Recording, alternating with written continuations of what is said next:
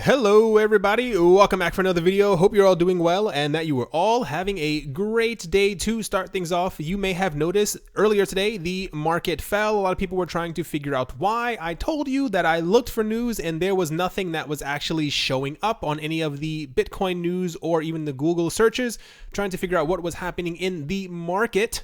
After a couple of hours, a lot of articles have started to flow out, and this is what people are saying. I believe one more than the other, but I'll get to that in a second.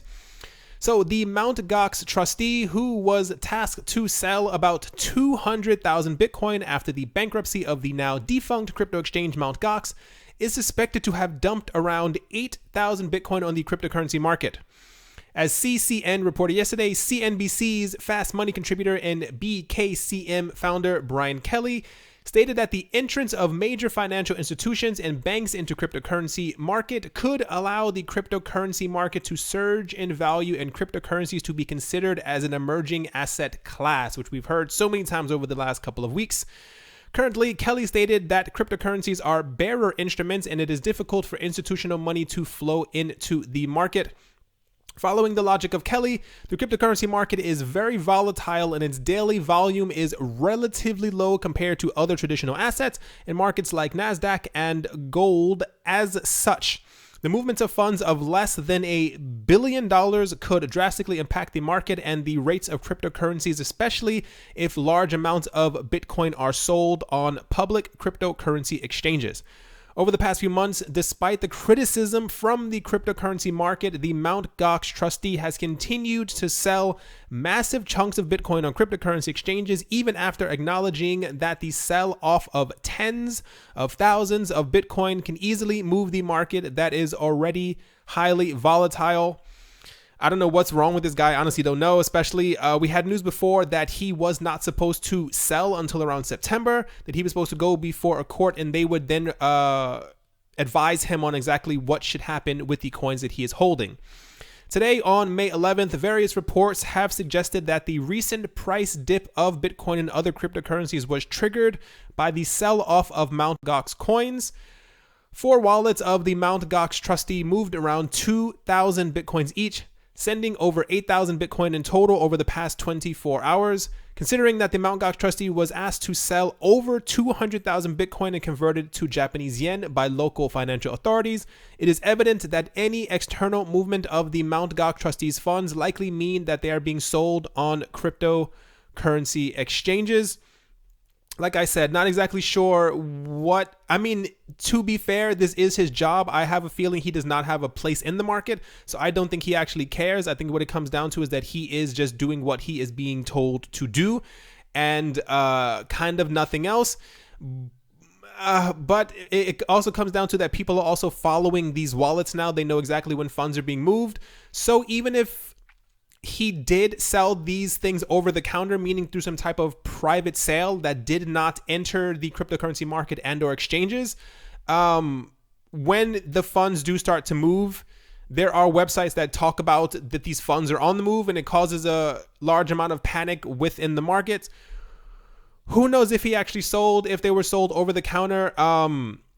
But the fact remains that this is probably going to happen for a large amount of time. I don't think anyone has spoken to this guy and told him, hey, maybe just do private sales. Like I said, I do not think that he cares.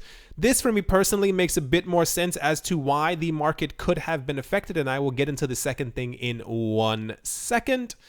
So there's news that one of the largest exchanges in South Korea, Upbit, has been investigated by police. Upbit, South Korea's largest cryptocurrency exchange, is being investigated by local police and 10 investigators for alleged fraud. Local news outlet Chosun reports today on May 11th. Upbit is a crypto-only exchange run by a subsidiary of Korean tech giant Kakao and currently the 4th largest crypto exchange globally by 24-hour trading volume. Chosun reports that police believe the exchange has faked its balance sheets and deceived investors.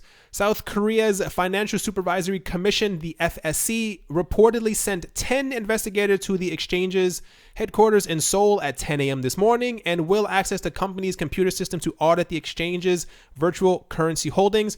Multiple crypto commentators on social media have suggested that the news is already impacting crypto markets, with many of the top 100 coins down today by over 15%. So this is something that, could logically have an effect on the market. If it did, I would be very sad, simply because this is, we've seen in the past before, when it comes to any type of drama with a cryptocurrency exchange or like someone selling crypto on the street, if they get taken in, if cops raid the place, why would the market react to that? This Upbit is not Bitcoin. It's not Ethereum. It's not Litecoin. So, not even getting into the fact that when Bitcoin drops, everything else drops. I see this more as a catalyst for a price drop, potentially hundreds of millions of dollars moving around that could, be flushed into the market. That I see. This probably has some sort of effect on it, especially if it shook and or scared people in the South Korean market into believing that their money could have been affected. I kind of get that. I just wish this market was a bit more logical, because it's kind of getting to the point. I don't know. Maybe we've gotten to the point where we've had so much fear in the market and so much uncertainty that anything that is negative kind of ends up rattling the tree and shaking everything from it. I don't know or if we will ever get to a place where everyone will kind of just calm down, because you wouldn't fear for your money that's inside of a bank if another bank on the other side of the world had their money stolen. None of this seems logical. Like I said, I believe more in this story than this one. But like I said, this market is completely illogical. Nothing really makes sense anymore. And a lot of people were also saying, I was reading around the people that traders were just taking profits. I don't think personally, that unless there's like some gigantic trader email that's going around, like a group email that told everyone to sell at the exact same time, I don't think that millions of people around the world were all taking profits on the exact same hour. It seems more likely that the entire Mt. Gox thing has a lot more people scared than probably should be, but it kind of is what it is. I know it does not seem like it right now, but this is also part of the news. New research from Fundstrat Global Advisors places the Bitcoin price at around $36,000 by the end of 2019. This is according to co-founder Tom Lee. He said this sometime yesterday or today. I'm not exactly sure what day it is anymore. Analysis of the relationship between Bitcoin mining costs and price by Fundstrat's quantamental strategist Sam Doctor has led the market's research firm to predict the cryptocurrency's range will fall between $20,000 and $64,000 by the end of 2019. The price calculations focused on Bitcoin price to mining break-even cost metric known as P/BE, which Doctor says has proven a reliable long-term support level. This is a slight bit lower than we've seen from other people, especially by the end of 2019, especially with people talking about Bitcoin being over 1 million by 2020. I would be shocked if we don't get past 20,000 by the end of this year. And especially, I also think that 36,000 is kind of like a modest amount. I have a strong feeling that we're going to have a repeat of what happened at the end of last year. And if this does happen, it'll show that the cryptocurrency market has tons of, it like mimics itself every single year. I'm almost certain. Let's see if this actually happens around November, December. The prices will begin to spike once again. And the moment that we hit January, prices will start to fall back down. And this will lead to another panicked edition of, everyone talking about why exactly is the market down. I don't think 36,000 is high enough, especially for 2019. But we'll see. And it's interesting to see these price predictions constantly coming out as everyone is very excited to see what's going to happen in the market this year. Next up, so Bank of America is in the news, and I'll tell you exactly why I am talking about this. Bank of America doubled down on its decision to stopped customers buying Bitcoin with its credit cards on May 10th. The bank's official called cryptocurrency troubling, according to CNBC. Speaking to CNBC in an edition of the network's Squawk Box segment, Bank of America's CTO Kathy Bessant said cryptocurrencies are designed to be non-transparent and thus hinder banks' attempts to catch bad guys. As a payment system, I think it's troubling because the foundation of the banking system is the transparency between the sender and the receiver, and cryptocurrency is designed to be nothing of the sort. In fact, it's designed to be not transparent, she told the program. You may have noticed over the last couple of days and or weeks, we have had a clash of news between banks who have come forward saying that they are going to start accepting cryptocurrency, start opening up crypto accounts, have been into cryptocurrencies, or are trying to create their own crypto exchanges. And we've also no news from JP Morgan Chase. Think about that, because JP Morgan was very adamant about how much they hated cryptocurrencies just about a couple of months ago.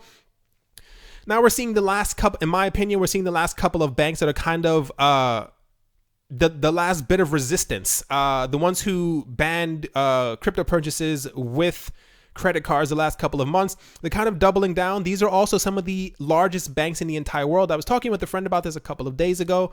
We were texting and we were talking about how people like Warren Buffett and all these other higher up people they're so used to a world where they control everything. They have for 200-300 years, give or take how long the current-ish banking system has been around. And the fact that something has come out 9 years ago that's going to destroy all of that, that's going to completely crumble everything that they've made, is absolutely terrifying. And I need you to take a step back for a second and really think about this. Imagine if you and your family had made billions of dollars off the backs of other people over the last generations, or 200 years, give or take. And someone came along, was in their basement, wrote a computer code for something that was a digital coin. Other people around the world started catching on to this, and you realized that you were going to lose your position of power in the world. This is the way that I kind of see it, and this is the way that I'm sure a lot of other people also see it. We're reaching the point where fear is starting to set in, and this is why I think they're also careful exactly how they talk about cryptocurrencies now, because they know that other banks have gotten into it and they have a relationship with these banks who are now joining into the cryptocurrency game. This is why they're calling it troubling, and they're talking about trying to catch the bad guys. It's no more talking about, remember, there was a long talk for months about people who were into cryptocurrency. They were drug dealers, they got prostitutes, they did this, they were completely immoral. But now they're talking about catching bad guys, and they find the cryptocurrency troubling. It's a change of words. It's a change of attitude, because I'm sure Bank of America is also desperately looking into how to get into the cryptocurrency market, because it's been predicted by so many people, even people who are in the banking system, who have been on CNBC, on CNN, all these other places. They're talking about the banks and the countries that get into this last will have the hardest time getting into it, because everyone will have taken all the crypto for themselves, will have all the ideas, will have all the best minds of crypto in their countries. And then these are the kind of banks that will eventually fade into obscurity as time goes on. I think it's very interesting when they are trying so hard at this point, and it's kind of evident cryptocurrencies are part of our lives. And I think we're still going to be shocked exactly how much they will be, more so over the next 10 years. But always look out for articles like this. Look at what they say and how they talk about cryptocurrencies and how their stance will change. Because let's see, about a year, give it 12 months. Let's see if we still have new articles from Bank of America, and let's see exactly what they're saying about cryptocurrencies. Because I'm pretty sure at some point they're going to also mimic exactly what JP Morgan Chase said. And they're going to be like, yeah, maybe, we should get into this revolution because our customers have been asking for it. How many times have we heard that over the last couple of weeks? Right. Continuing on. This is important because a lot of people have been commenting about losing their money over the last couple of weeks or months. A lot of scams out there. Electrum, the popular Bitcoin wallet, has released proof that a copycat wallet is stealing users' Bitcoins. According to Electrum, the malicious knockoff known as Electrum Pro is designed with malware to hijack private seed keys. The platform is urging users to be wary of the fake Bitcoin storage service. The development team at Electrum has since been trying to alert users to the possibility that Electrum Pro is a fake. According to Electrum, the counterfeit platform has been cloning its brand image, even going so far as to creating a website of the .com domain. In the interest of security, we would not link to that website, thank goodness. However, the official Electrum site is on the .com.org domain. Electrum also alleges that the knockoff platform has been claiming to be a fork of the Electrum project. I'm not going to spend a lot of time on this at all, but please, I see a lot of people in the comment section who are new to the channel, are new to cryptocurrencies. They're constantly asking what wallets are the best, and I've seen some people throw out to use Electrum. So please make sure that you have not downloaded Electrum Pro. There are so many copycats of wallets and all these other things who are trying to get people's cryptocurrencies. There was a website a couple of weeks ago that told people that they were giving them an online wallet, and the wallet had the same exact address for every single cryptocurrency wallet, and people were using it, and it was all going to the same exact wallet, which were the people who were stealing the cryptocurrency. So make sure to watch out where you are putting your money. Next up, Huawei Technologies, a Chinese multinational communications technology company, has announced that mobile phone users will be able to download Bitcoin wallets on new Huawei devices starting Friday, Bloomberg reported on May 10th. Huawei is releasing BTC.com's Bitcoin wallet in its app gallery store, which will be pre-installed on all new Huawei smartphones, which is crazy, according to Alejandro de la Torre, who is vice president of business operations at BTC.com. It will reportedly be the first digital currency app offered on Huawei devices. Access to apps like BTC, I'm so used to saying Bitcoin whenever I see these letters, BTC.com's is limited in China as the government blocks Android Google Play Store and some parts of Apple's App Store. While Chinese authorities shut down cryptocurrency exchanges and banned ICOs, people can still own cryptocurrency, De La Torre told Bloomberg. It's a good opportunity to tap into the Chinese market. The use of cashless payments with apps is very big, and the traditional banking system is lacking. So there's a good use case for crypto payments to grow there. In March, it was reported that Huawei is planning to develop a smartphone that will support decentralized apps running on blockchain technology. Last year, Huawei shipped, etc. I'm not going to really talk about that. What's important about this is I was watching a video recently, and it's something that for some reason didn't click in my head, and I don't know why. It was a video about which is better, Ethereum or EOS, and that aside, it was talking about decentralized apps and their future usage. A lot of people are looking forward to dApps simply because they want the next CryptoKitties, they want the next this. People are talking about Everpedia, which I believe will be built on top of EOS, which is a decentralized Wikipedia. And people are talking about other things that will be very important as we go forward. And what completely slipped my mind is that if you had never heard of China's, the Great Firewall, I think it's called, China and Russia and many other countries have a huge lock on exactly what information can enter their country and sometimes even what can get out. So the things that are being developed on these major platforms like Ethereum, like EOS, when it comes to dApps, are going to be apps that cannot be hacked and or blocked by the Chinese government or Russia government, simply because they are decentralized and no one can control the servers. And the only way to shut down this information will be to literally cut off the internet itself in the entire country. I don't think we realize how big the blockchain and how big cryptocurrencies will actually become, simply because this is going to revolutionize the way that we can pass around information. So many things are blocked in China. You cannot use them. You cannot download them. So what happens when you have something that does not have a centralized server, that does not have a centralized place, that is located over millions of places around the world, and these people finally have access to this type of information?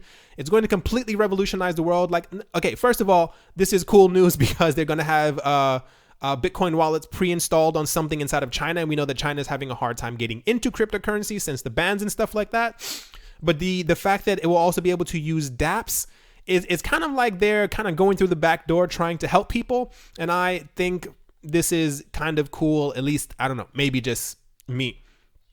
To finish things off, Ethereum is in the news. The world's first regulated Ethereum futures will soon begin trading on UK cryptocurrency trading platform Crypto Facilities. The London-based firm, which is regulated by the Financial Conduct Authority, the FCA, on Friday announced that it will list an Ethereum futures contract, providing institutional investors with the ability to go long or short on the price of Ether without the regulatory and custodial risks associated with trading the underlying asset. The contracts will begin trading at 4 p.m. UK time. Crypto Facilities chief executive Timo Schläfer said in a statement that he believes the presence of regulated futures will bring more liquidity to Ethereum, which is already the world's second largest cryptocurrency by market cap.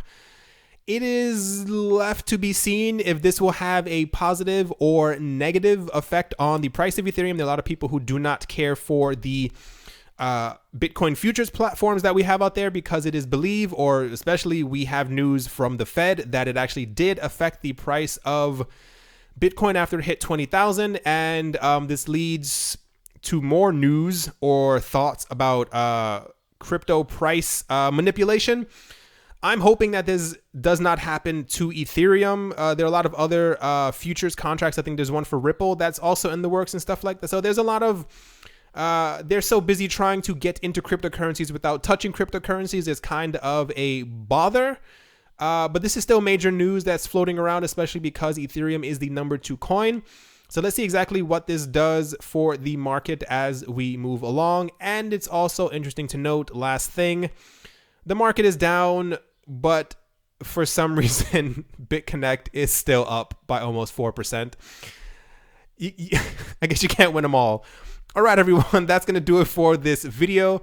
Hope you guys enjoyed. Hope you guys are having a great day wherever you are, wherever you might be, whatever you might be doing. Thank you once again for all of the support. I appreciate it more than you know. Let's hope all of this news gets better over the next couple of, I was going to say days, let's say hours. Let's hope by the end of the day we're back at 9,000.